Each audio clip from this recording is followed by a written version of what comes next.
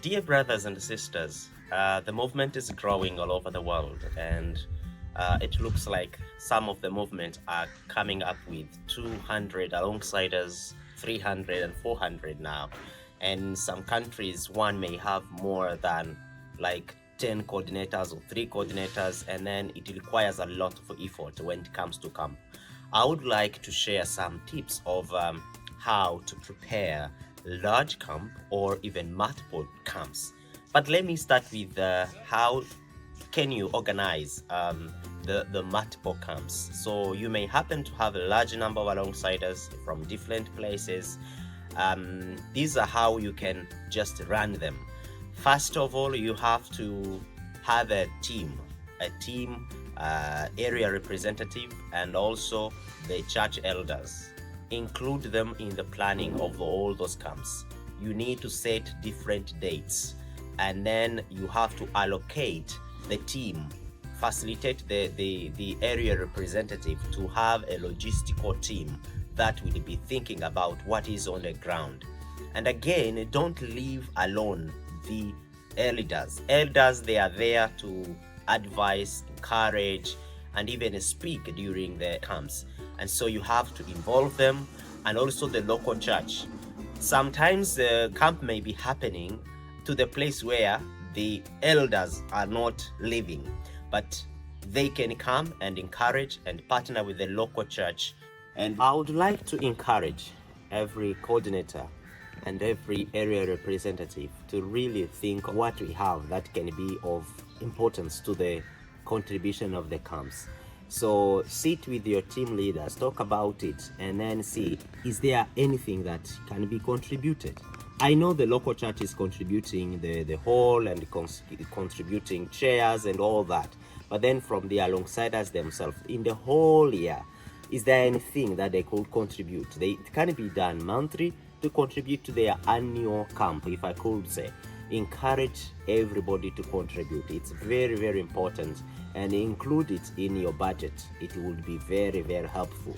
Next time, we don't know, maybe the movement is growing and the sustainability is marked by the independency of the movement, even mobilizing resources for themselves from themselves.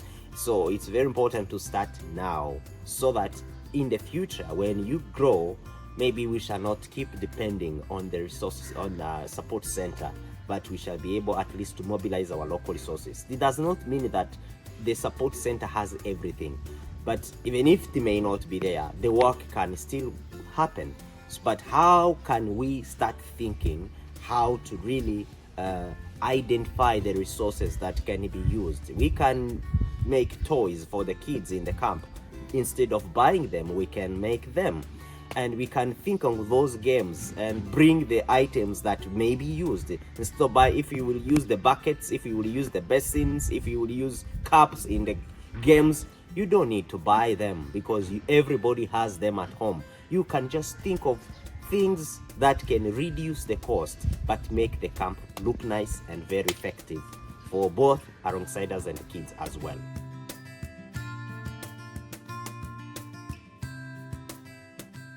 It is very, very crucial as you apply for the funds and support center, have an idea of how is the costs of the items and everything that may be needed in the camp, but from the grassroots source. I may be living, for example, in a capital city, but maybe the camp will be taking place in Eastern Province or Western Province.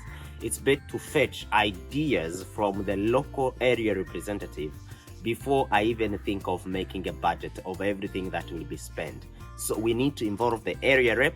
I've seen sometimes the coordinators will just sit and think and just brainstorm the budget and they think it's done. And when the money comes, they go to the ground, they start to say, hey, the money is not enough. And then you find it's a very challenging issue. So you need to sit with the area rep, talk about all the cost, and even discuss about receipts before, and so that they are prepared, and so that you don't surprise them after they come and say, bring receipt, yet you did not sit in the planning meeting and talk about how we shall be buying things from the place where they have receipts. And then talk to the local church. especially when there are things that you are buying from the local market, from the streets, from the field to the place of the camp. Just communicate to the church. They will be responsible to receipt those things that were bought from the shops that do not have the receipt. It's very important to make a plan before and let it be a teamwork. It's not one person's action.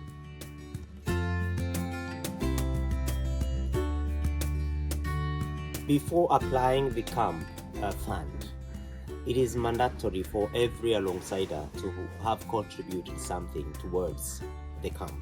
So I would love everybody to communicate this. I know from different contexts it is sometimes challenging, but the more you keep communicating it, the more it will feel understandable.